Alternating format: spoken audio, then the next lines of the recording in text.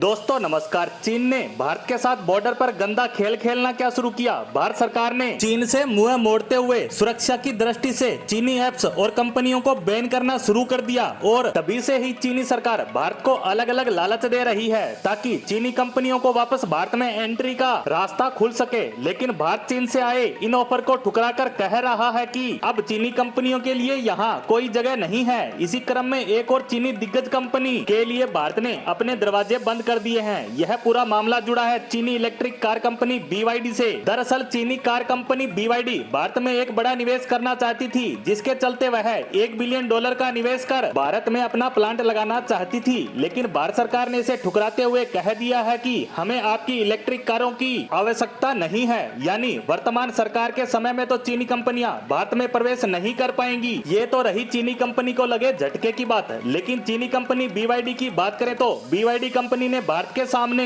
खजाना खोलने जैसा ऑफर रख डाला था, क्योंकि ये चीनी दिग्गज कंपनी भारत में $1 अरब का निवेश करना चाहती थी। यह कार कंपनी भारत के Hyderabad based Medha engineering and infrastructure के साथ पार्टनरशिप करके भारत में इलेक्ट्रिक कार का प्लांट स्थापित करने का प्लान कर रही थी। लेकिन अब इस चीनी कंपनी के पूरे प्लान पर पानी फिर चुका है और भारत सरकार ने BYD के इस ऑफर को सिरे से खारिज कर दिया। अब आपके दिमाग में इस ऑफर को खारिज करने की वजह आ रही होगी, लेकिन केंद्र सरकार ने इसकी मुख्य वजह सुरक्षा को बताया है। चलिए अब इस पर आ रही कुछ मीडिया रिपोर्ट की बात करते हैं। दरअसल इस ऑफर पर मीडिया की रिपोर्ट के मुताबिक चीनी कंपनी ने प्रस्ताव दिया था कि वह भारत में अपने प्लांट में सालाना 10 से 15 हजार इलेक्ट्रिक कारों का निर्माण करेगी। बिक्री के मामले में दुनिया की अग्रणी इलेक्ट्रिक वाहन निर्माता कंपनी BYD पहले से ही भारत में 2 EV मॉडल पेश कर चुकी है। इसके अलावा BYD अपनी इलेक्ट्रिक बसों के लिए MEIL की सहायक कंपनी इलेक्ट्रा ग्रीनटेक को तकनीकी सहायता प्रदान कर रही है। वैसे चीनी कंपनी ने सोचा अच्छा था, लेकिन केंद्र सरकार ने कंपनी का खेल बिगाड़ दिया।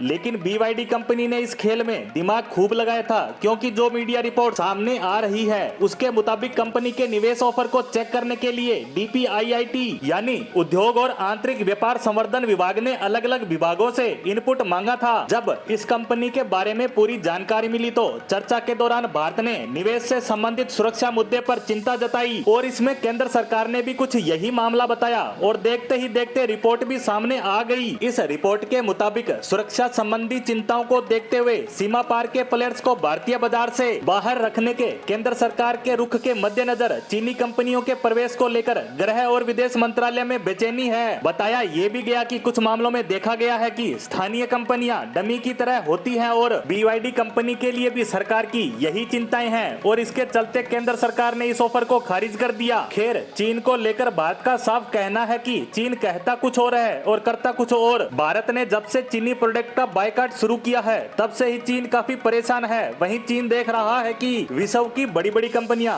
भारत का रुख कर रही है, जबकि चीन को इसके लिए साफ मना कर दिया गया। खैर अब देखना होगा कि भारत सरकार द्वारा BYD कंपनी को साफ मना करने के बाद चीनी सरकार भारत को क्या नया लॉलीपॉप देती है। इसी के साथ हमारी आज की पोस्ट को यहीं समाप्त करते हैं। धन्यवाद।